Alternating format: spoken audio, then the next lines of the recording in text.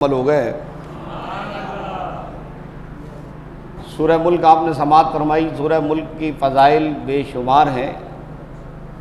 ابو داؤد شریف میں ایک روایت ہے کہ رسول پاک صلی اللہ تعالیٰ علیہ وآلہ وسلم کی بارگاہ میں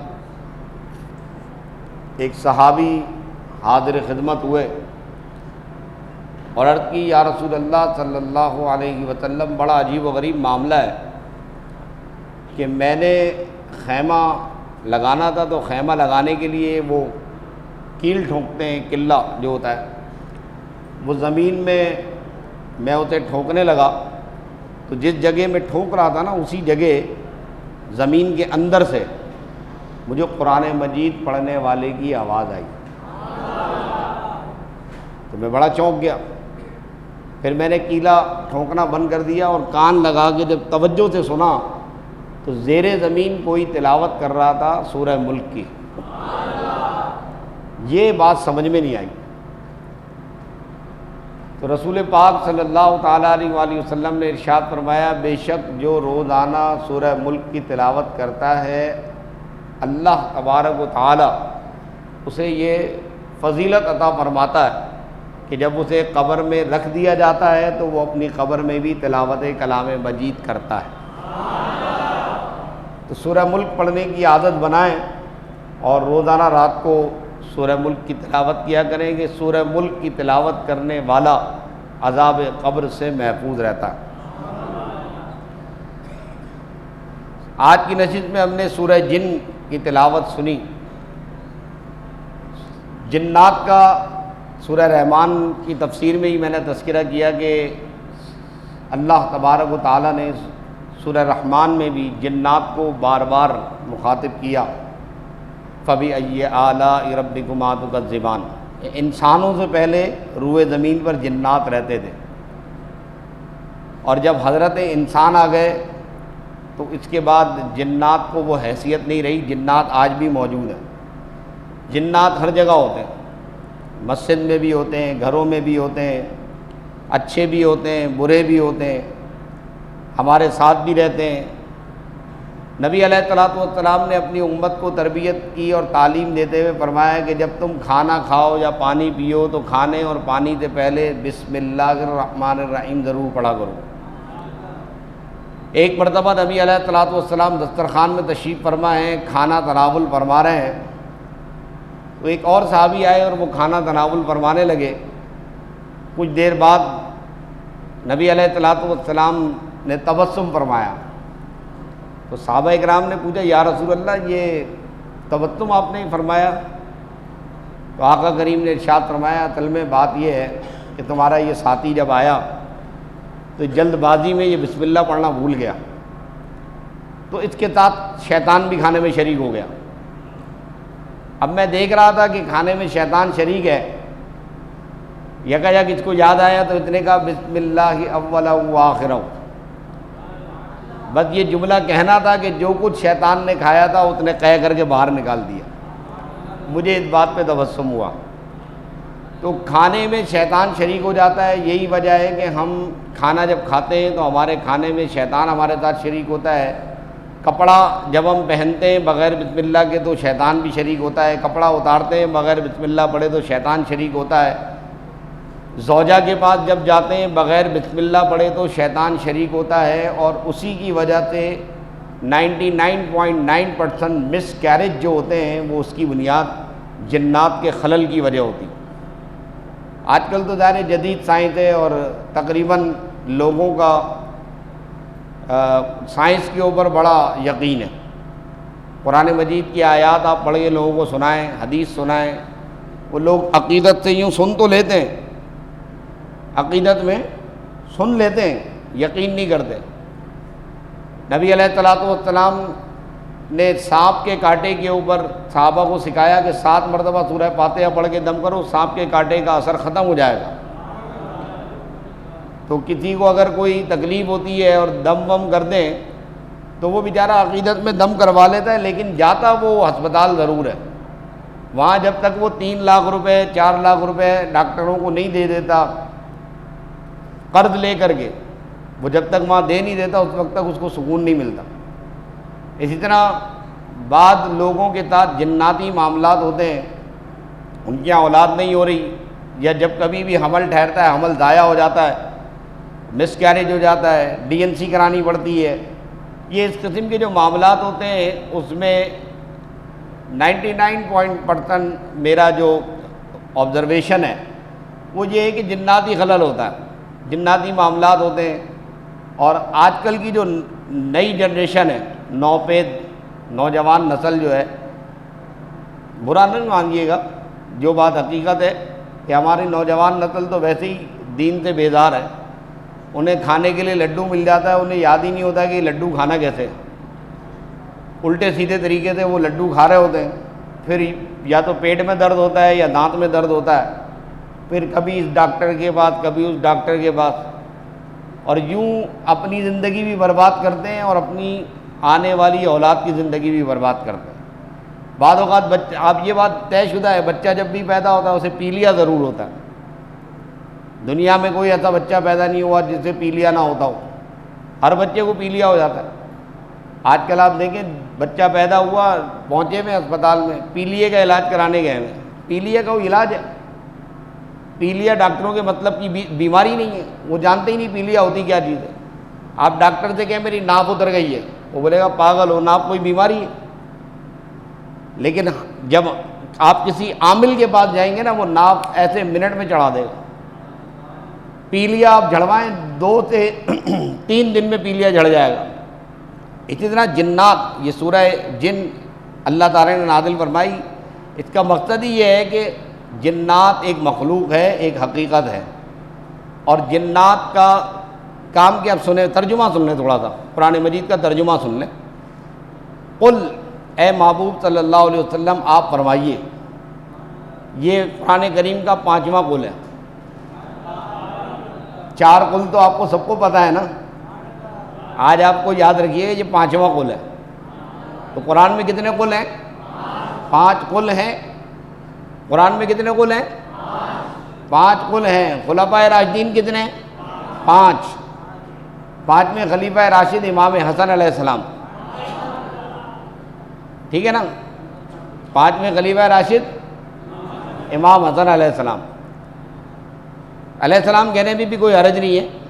بعض لوگوں کو بڑی تکلیف ہوتی ہے کہ یار یہ انہوں نے امام حسن کے ساتھ علیہ السلام کہہ دیا۔ میں نے بولا ایک عام گناہ گار، بدکار، سیاہ کار، ناہنجار، بے نمازی، فاسق، فاجر کو ہم کہتے ہیں نا السلام علیکم، تجھ پر سلامتی ہو، کہتے ہو یا نہیں کہتے؟ تو امام حسن کو اگر علیہ السلام کہہ دیا تو کیا تکلیف ہے؟ تجھ پر سلامتی ہو، امام حسن پہ سلامتی نہ ہو۔ تو اس لیے یہ کنفیوژن ذرا ذہن سے نکال دیں اپنے۔ اور بعض لوگ یہ کہتے ہیں جی یہ شیعوں کی نقل ہے، رافضیوں، شیعہ رافضی سے نقل کا کیا تعلق ہے بھائی؟ وہ شلوار قمیض پہنتے ہیں، ہم شلوار قمیض پہننا چھوڑ دیں؟ یہ شیعہ بھی پہنتے ہیں شلوار قمیض، پاگل بنے والی باتیں، جاہلوں والی۔ تو قرآن مجید فرقان حمید کا یہ کون سا قول ہے؟ 5واں قول ہے۔ آواز بولا کرو، آواز، تاکہ ریکارڈنگ میں جائے کہ ہاں بھائی قوم بیٹھی بھی ہے، ورنہ مرزا پلمبر کے چاہنے والے سمجھیں گے شاید میں بھی یوٹیوب کے ڈبے میں بیٹھا ہوں۔ یوٹیوب کا ڈبہ نہیں ہے، یہ پوری قوم بیٹھی ہوئی ہے یہاں پہ۔ تو اللہ تعالیٰ ارشاد فرماتا ہے محبوب آپ فرمائیے مجھے وحی ہوئی کہ کچھ جنوں نے میرا تلاوت کرنا کان لگا کر سنا تو بولے ہم نے ایک عجیب قرآن سنا کہ بھلائی کی راہ بتاتا ہے، تو ہم اس پر ایمان لائے۔ قرآن یہ بتا رہا ہے کہ جنات ایمان لائے، فآمنا بہ، جنات ایمان لائے، وَلَن نُشْرِكَ بِرَبِّنَا أَحَدًا، اور ہم ہرگز کسی کو اپنے رب کا شریک نہیں کریں گے۔ وَأَنَّهُ تَعَالَى جد ربنا مَتَّخَذَ صَاحِبَةً وَلَا وَلَدًا، اور یہ کہ ہمارے رب کی شان تعالی بہت بلند ہے، نہ اس نے بیوی بنائی اور نہ ہی اس کا کوئی بچہ ہے۔ اور یہ کہ ہمیں کا، یعنی اب جنات اپنی بات کر رہے ہیں کہ یعنی کہ ہمیں کا بے وقوف اللہ پر بڑھ کر بات کرتا ہے، اور یہ کہ ہمیں خیال تھا کہ ہرگز آدمی اور جن اللہ پر جھوٹ نہ باندھیں گے، اور یہ کہ آدمیوں میں کچھ مرد جنوں کے کچھ مردوں کی پناہ لیتے ہیں. سن رہے ہیں آپ؟ اور یہ کہ آدمیوں میں کچھ مرد جنوں کے کچھ مردوں کی پناہ لیتے ہیں. ٹھیک ہے نا؟ کہتے پناہ لیتے ہیں، وہ اپنے جادو ٹونے کے ذریعے پناہ لیتے ہیں. تو اس سے اور بھی ان کا تکبر بڑھ جاتا ہے. اور یہ کہ انہوں نے گمان کیا جیسا تمہیں گمان ہے کہ اللہ ہرگز کوئی رسول نہ بھیجے گا، اور یہ کہ ہم نے آسمان کو چھوا تو اسے پایا کہ سخت پہرے اور آگ کی چنگاریوں سے بھر دیا گیا ہے، اور یہ کہ ہم پہلے آسمان میں سننے کے لیے کچھ موقعوں پہ بیٹھا کرتے تھے، پھر اب جو کوئی سنے وہ اپنی طاق میں آگ کا لوہا پاتا ہے. یعنی فرشتے اللہ نے مقرر کیے ہوئے ہیں، کوئی جن اگر وہاں جاتا ہے سننے کے لیے تو اس کی پٹائی ہوتی ہے، اور وہ بھی لوہے سے. وَأَنَّا مِنَّا الصَّالِحُونَ، اور یہ کہ ہم میں کچھ نیک ہیں. وَمِنَّا دُونَ ذَلِكَ، اور کچھ دوسرے عقائد کے بھی ہیں. كُنَّا طَرَائِقَ قِدَدًا، ہم میں کئی عقائد و نظریات کے لوگ موجود ہیں. تو جنات کے اندر نیک بھی ہوتے ہیں، بد بھی ہوتے ہیں، اور جنات کے اندر مشرک بھی ہیں، مسلم بھی ہیں، کافر بھی ہیں، یہودی بھی ہیں، نصرانی بھی ہیں، ہر قسم کا جن موجود ہے. وہابی بھی ہیں، بریلوی بھی ہیں جنات میں. ہمارے یہاں پر بھی جنات موجود ہیں. یہ جنات کا معاملہ بڑا مستحکم اور مستند معاملہ ہے. یاد رکھیں علامہ آلوسی نے روح المعانی کے اندر اس مسئلے پر بات کی ہے، اور علامہ آلوسی کے علاوہ کئی مستند محدثین اور مفسرین اس بات کے قائل ہیں کہ ان جنات جو ہیں، انسان پر جو ہے جنات کا ایک کنٹرول پایا جاتا ہے. حلول کے بھی بعض علماء قائل ہیں کہ جنات انسان میں حلول کر جاتے ہیں. بعض علماء قائل نہیں ہیں، وہ کہتے ہیں جنات کا انسان میں حلول کرنا ممکن نہیں ہے. لیکن اس میں علماء کی اختلاف ہے، کچھ قائل ہیں کچھ نہیں. حلول سمجھتے ہیں نا؟ حلول نہیں سمجھتے، انکارنیشن سمجھتے ہیں. انکارنیشن اردو تمہیں نہیں آتی، انگریزی تمہیں نہیں آتی، مرزا پلمبر کے تم نعرے گا رہے ہو ہے. حلول تم نہیں سمجھتے، انکارنیشن تمہیں نہیں پتہ. انکارنیٹ ورب ہے، انکارنیشن اس کا ناؤن ہے. چلیں آپ کے لیے آسان لفظ ہے، سما جاتا ہے. ابھی بھی سمجھ میں نہیں آیا. تو جن جو ہے وہ انسان کے اندر سما جاتا ہے. کچھ علماء اس کے قائل نہیں ہیں، لیکن اکثریت علماء کی جو ہے، جس میں علامہ آلوسی بہت بڑی شخصیت ہیں، قداور شخصیت ہیں، وہ اس کے قائل ہیں. میں بھی قائل ہوں، میں بھی جنات کے حلول کا قائل ہوں، اور اس بات کو مانتا ہوں. اگر کسی کو نہیں سمجھ میں آتی نا، میرے پاس آگے بیٹھے، میں اس کو بتاتا ہوں کیسے حلول ہوتا ہے. اس کے اندر حلول بھی کروں گا اور اس کا جینا دوبر کر دوں گا میں جنات کے ساتھ. الحمدللہ پاور ہے اپنے پاس. خیر، تو جنات کا حلول بھی ہوتا ہے، اور جنات جب انسان کے اندر داخل ہو جاتے ہیں نا تو اس کی زندگی اجیرن کر دیتے ہیں. اس کا کھانا پینا، اس کا اوڑھنا بچھونا، یہ سب مشکل ہو جاتا ہے. ایون اس کا نماز میں دل نہیں لگے گا، نیکی کے کام میں دل نہیں لگے گا، بہت پریشان ہوگا. یہ اکثر آپ نے دیکھا ہوگا کہ بعض لوگوں کی طبیعت خراب ہو جاتی ہے، خواتین کی طبیعت خراب ہوتی ہے، مجھے فلاں مزار پہ جانا ہے، مجھے فلاں مزار پہ لے کے چلو، میں فلاں مزار پہ جاؤں گی، ہے نا؟ سنا ہے نہیں سنا ہے؟ نہیں سنا ہے تو میں آگے نہیں بتا رہا. سنا ہے. وہ کیوں ہوتا ہے؟ وہ اس کی وجہ یہ ہوتی ہے کہ اس کے اندر جن موجود ہوتا ہے. وہ جن کے رشتہ دار اور دوست اس جگہ پہ ہوتے ہیں، وہ اسے بلا رہے ہوتے ہیں. جن جو ہے نا کوئی وجود نہیں ہے، جن کو اپنی بقا کے لیے وجود چاہیے، وجود. تو وہ کبھی انسان کو پکڑتا ہے، کبھی بلی کو پکڑتا ہے، کبھی کتے کو پکڑتا ہے، کبھی بچے کو پکڑتا ہے. جہاں تک رہی بات حلول کے نہ ماننے والے، جی حلول نہیں مانتے، تو کسی نہ ماننے والے کو میں منوا تو نہیں سکتا. ہر ایک کی اپنی اپنی رائے ہوتی ہے. میری اپنی رائے ہے، آپ کی اپنی رائے ہے. میرے پاس اپنے دلائل ہیں، آپ اپنے دلائل رکھتے ہیں. جیسے انجیکشن سے روزہ ٹوٹنے کا مسئلہ ہے کہ آدھی سے زیادہ قوم جو ہے وہ کہہ رہی ہے انجیکشن لگانے تو روزہ نہیں ٹوٹتا، جبکہ محقق علماء اس بات کے قائل ہیں کہ انجیکشن لگانے سے روزہ ٹوٹ جاتا ہے، اور تشریح الابدان اناٹمی کے ماہرین کی پوری ٹیم اس بات کی قائل ہے کہ انجیکشن رگ میں لگایا جائے یا گوشت میں لگایا جائے یا آپ کسی بھی ذریعے سے کوئی بھی شے باڈی میں انٹیک کریں گے تو آپ کا روزہ ٹوٹ جائے گا، اس کے بدلے میں آپ کو رمضان کے بعد ایک روزہ رکھنا فرض ہے۔ جو علماء اور مفتیان اکرام کہتے ہیں روزہ نہیں ٹوٹتا، انشاءاللہ تعالی آج نہیں تو کل انہیں اپنی غلطی کا احساس ہو جائے گا، لیکن کیونکہ ظاہر ہے کہ وہ مسند افتاء پر بیٹھے ہوئے ہیں تو مسند افتاء پہ بیٹھنے والے کے لیے 2 اجر ہیں، مسئلہ غلط بیان کرے تب بھی 1 اجر تو ہے ہی ہے اس کا، ٹھیک ہے نا۔ تو اختلاف علماء کا ہوتا ہے دلائل کی بنیاد پہ۔ اب آپ غور کریں کہ جو لوگ کہتے ہیں حلول نہیں ہو سکتا، ان کی ایک دلیل یہ بھی ہے کہ جناب یہ انسان کا جسم کثیف ہے اور جنات کا جسم جو ہے لطیف ہے، تو لطیف کثیف میں کیسے حلول کر سکتا ہے؟ میں نے کہا اس کا جواب یہ ہے کہ روح جو ہے وہ کیا ہے، لطیف ہے کثیف ہے؟ تو روح بھی تو انسان کے جسم میں حلول کر رہی ہے۔ جب روح حلول کر سکتی ہے تو جنات کیوں نہیں حلول کر سکتے؟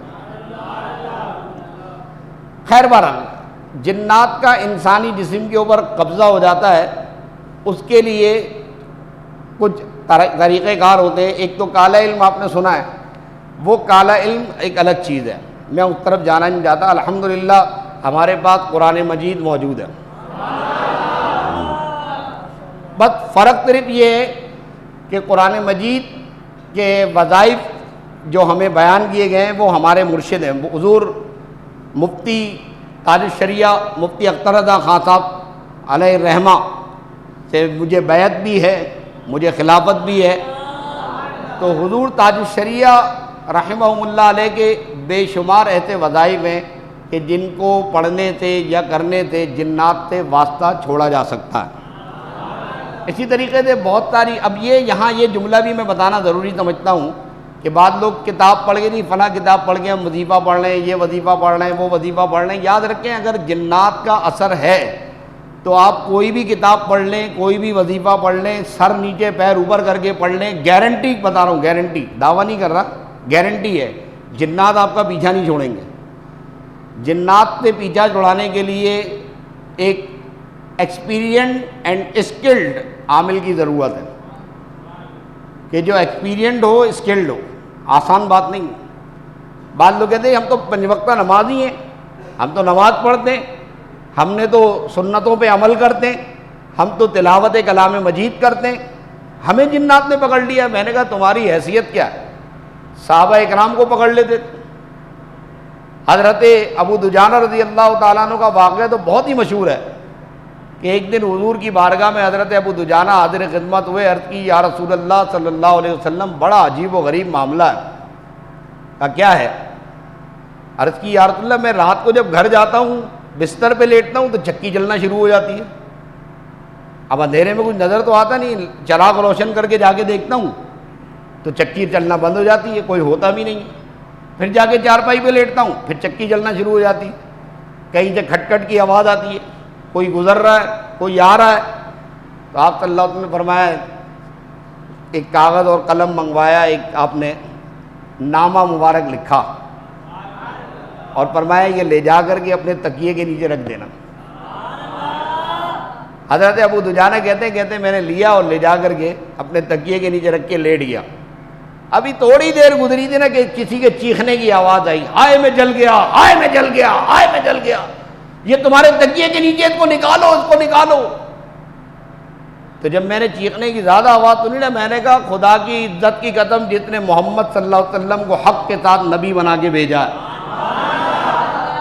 یہ میں نہیں نکالنے والا، یہ میرے آقا نے مجھے دیا ہے۔ یہاں تک کہ اس نے وعدہ کیا اور وعدہ کر کے پھر وہ جگہ چھوڑ کے چلا گیا۔ حضرت امیر معاویہ رضی اللہ تعالیٰ عنہ جب ان کو طائف کا گورنر بنا کے بھیجا تو یہ طائف سے ایک مرتبہ حضور کی بارگاہ میں ملاقات کے لیے آئے اور عرض کی یا رسول اللہ صلی اللہ علیہ وسلم، جب سے آپ نے مجھے طائف عامل بنا کر بھیجا ہے تو طائف میں پہنچنے کے بعد پتہ نہیں کیا ہے، طبیعت عجیب سی ہے، نماز پڑھنے میں دل نہیں لگتا، تلاوت میں دل نہیں لگتا، بہت طبیعت بھاری بھاری رہتی ہے۔ تو حضور سید عالم صلی اللہ علیہ وسلم نے فرمایا ادھر میرے قریب آگے بیٹھ جاؤ۔ آپ کو اپنے قریب کیا اور قریب کرنے کے بعد ایک زوردار دست مصطفیٰ امیر معاویہ کے سینے پہ مارا اور فرمایا نکلو خدا کے دشمن، اخرج، نکل۔ 3 دفعہ آپ نے فرمایا، اس کے بعد آپ نے فرمایا بس جاؤ، کام ہو گیا تمہارا۔ تو حضرت امیر معاویہ رضی اللہ تعالیٰ عنہ کہتے ہیں کہ میں آقا کریم کی بارگاہ سے اٹھ کر واپس طائف آیا اور اللہ کی قسم حضور کی ملاقات کے بعد سے پھر کبھی مجھے کسی نے تنگ نہیں کیا۔ ایک اور صحابی حضور کی بارگاہ میں آئے، کہا یا رسول اللہ قرآن یاد نہیں ہوتا، قرآن بھول جاتا ہوں۔ آپ صلی اللہ علیہ وسلم نے ان کے ساتھ بھی یہی عمل فرمایا، زوردار اپنا دست مبارک ان کے سینے پہ مارا اور فرمایا نکل خدا کے دشمن، اخرج یا عدو اللہ۔ پھر اس کے بعد ان صحابی نے کہا کہ بس سرکار نے جیسے یہ کیا میرے ساتھ، اس کا فائدہ یہ ہوا کہ اب میں کچھ نہیں بھولتا، اب مجھے یاد ہو جاتا۔ تو جنات کی اپنی ایک حقیقت ہے، اور ہماری اس معاشرے کے اندر بہت سے لوگ ہیں جو جنات کو ماننے کے لیے تیار نہیں ہیں، تو ان سے میں بحث نہیں کرتا، ان کا صرف نام پوچھ لیتا ہوں اور اس کے بعد پھر بتا دیتا ہوں کہ جنات کیا چیز ہے۔ وہ خود ہی آتے ہیں پھر میرے پاس بتانے کے لیے کہ ہاں جنات ہیں، اب آپ سے معافی مانگ رہے ہیں، آپ ہماری جان چھوڑ دیں۔ جس چیز کا ذکر قرآن مجید میں موجود ہے، پوری کی پوری سورت اللہ تعالیٰ نے اتاری ہے، اس کا انکار کیسے کیا جا سکتا ہے؟ آپ کوئی بھی بات کریں، ہمارا عقیدہ و ایمان قرآن پر ہے۔ اللہ تبارک و تعالیٰ نے قرآن مجید میں جنات کو واضح طور پہ بیان فرمایا، اور جنات ایسے ہی شرعی احکام کے مکلف ہیں جیسے ہم شرعی احکام کے مکلف ہیں۔ جس طرح ہم مکلف ہیں جنات بھی مکلف ہیں۔ لہذا قرآن مجید فرقان حمید کی سورہ جن، اس کی شروع کی 5 آیات کی میں آپ کو اجازت دے رہا ہوں۔ یہ 5 آیات آپ فجر میں اور مغرب میں 5 مرتبہ پڑھا کریں، انشاءاللہ تبارک و تعالیٰ اس کی برکت سے بہت ساری آفتوں سے آپ محفوظ و معمون رہیں گے۔ اللہ تبارک و تعالیٰ ہم سب کو قرآن کی برکتیں عطا فرمائے۔ وآخر دعوانا ان الحمدللہ رب العالمین۔